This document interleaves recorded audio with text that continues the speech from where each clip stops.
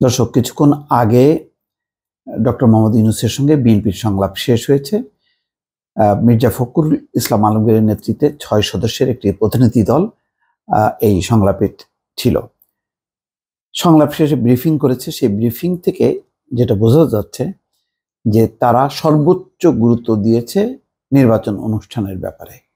আরও বেশ কিছু পয়েন্ট তারা এনেছে, যেমন সংস্কার বিষয়ে তারা বক্তব্য দিয়েছে। সেখানে নির্বাচন কমিশন সংস্কারে যাতে কোনো বিতর্কিত ব্যক্তি না থাকে।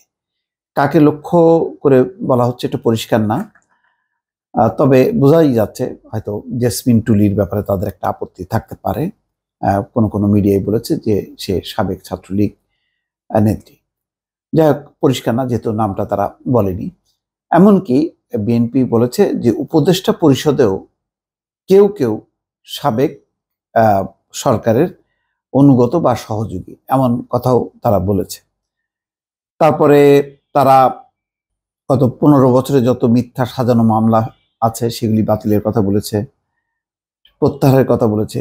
শেখ হাসিনা ভারতে বসে ষড়যন্ত্রের নকশা করছে, সেই ব্যাপারে যাতে ভারত সরকারকে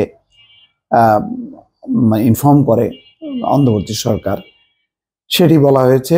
বিচারপতি খায়রুল হকের বিরুদ্ধে ব্যবস্থা নেওয়ারও আহ্বান জানানো হয়েছে। তো এটা ব্রিফিংয়ে বলেছে, আরো হয়তো বিস্তারিত রিপোর্টিংয়ে আসবে।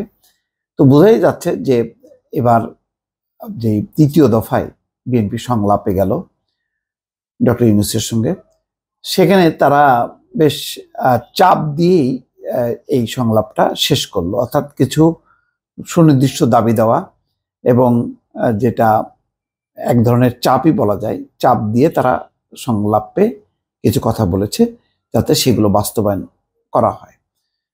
এর উত্তরে অবশ্য তারা কি রেসপন্স করেছে সেটা এখনো জানা যায়নি, বা হয়তো তারা শুধু নোট নিয়েছে যে তাদের কি কি মূল বক্তব্য।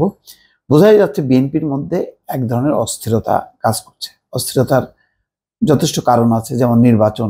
তারা রোড ম্যাপের কথাও বলেছে যে একটা রোড ম্যাপ দিতে হবে, যে কবে নাগাদ নির্বাচন হবে, তাহলে তারাও সেই অনুযায়ী প্রস্তুতি নেবে।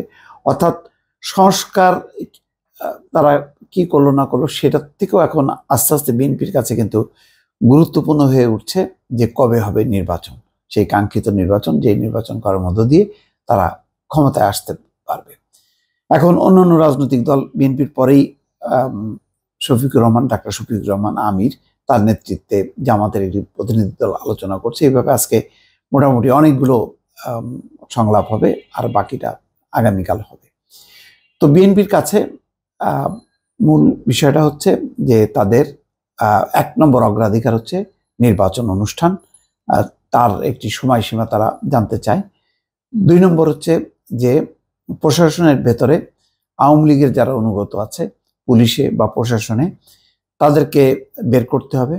নির্বাচন কমিশন সংস্কার সহ অন্যান্য সংস্কার কমিশনে যাতে বিতর্কিত ব্যক্তিরা না থাকে, সেই ব্যাপারেও বিএনপির স্পষ্ট অবস্থান তারা জানিয়ে দিয়ে আসছে। এখন এর প্রেক্ষিতে ইউনূস সরকার কতখানি অ্যাকোমোডেট করতে পারবে আরও রাজনৈতিক দলগুলো আছে সেটা বোঝা যাচ্ছে। তো বোঝাই যাচ্ছে যে এক ধরনের অন্তর্বর্তী সরকারের বেশ কিছু দুর্বলতাও আছে, এটা সত্য। আবার তাদের এক ধরনের সদিচ্ছাও আছে যে সবাইকে নিয়ে মিলেমিশে একটা সংস্কারের দিকে বা নির্বাচনের দিকে যাওয়া। কিন্তু বিএনপি জোর দিচ্ছে যে সময় ক্ষেপণ করা যাবে না, দ্রুত সময়ের মধ্যে এই কাজটা শেষ করতে হবে, এবং সেই রোড ম্যাপ, তারা নির্বাচনের রোড ম্যাপ তারা জানতে চায়। এই ব্যাপারে তারা বেশ শক্ত অবস্থানে, এবং বলা যায় যে এই প্রথম হয়তো তারা অন্তর্বর্তী সরকারের উপর একটা চাপ তৈরি করলো। দর্শক, ভালো থাকবেন। আল্লাহ হাফিজ।